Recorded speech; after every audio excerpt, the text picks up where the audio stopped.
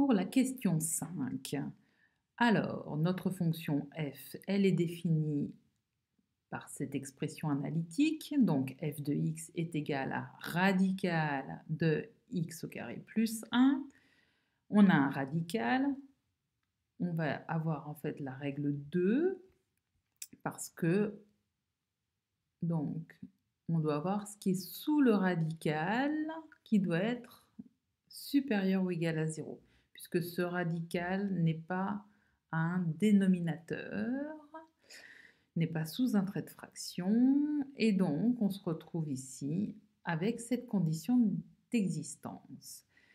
Ici, tu peux te passer de tableau de signes, mais s'il te plaît, réfléchis toujours avant de faire ça, parce qu'il y a des fois où tu risques de faire des boulettes et ce serait dommage. Donc là, avoir x au carré plus 1 supérieur ou égal à 0, c'est équivalent, hein, double flèche, c'est la même chose que dire que x au carré est supérieur ou égal à moins 1. Et comme dans la question 4, en fait, on va se rendre compte que cette inéquation, elle est toujours vérifiée pour toutes les valeurs x qui appartiennent à R, puisque tu sais que quand x appartient à R, x au carré, il est supérieur ou égal à 0, et comme 0 est strictement plus grand que moins 1, bah forcément, x au carré, il est strictement plus grand que moins 1 pour toutes les valeurs de x, donc forcément, il sera aussi supérieur ou égal à moins 1. Il n'y a pas de problème.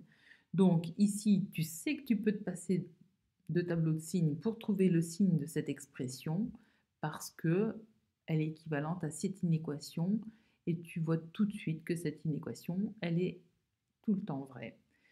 Elle est tout le temps vraie, il n'y a pas de valeur de x à rejeter. On prend dans le domaine de f tous les réels.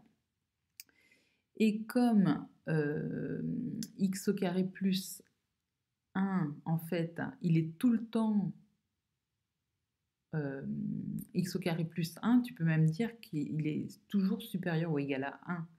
Donc forcément, tu ne pourras pas trouver de valeur de x pour lesquelles le radical de x au carré plus 1 vaut 0, puisque x au carré plus 1, il ne vaudra jamais 0. Et donc, il n'y a pas de problème. Non, qu'est-ce que je raconte? C'est pas un problème, c'est qu'il n'y a pas de solution à l'équation f de x est égal à 0, et donc ton ensemble des zéros, c'est l'ensemble vide. Voilà pour la 5e question. Maintenant, qu'est-ce qu'on fait? On passe à la 6e. À tout de suite.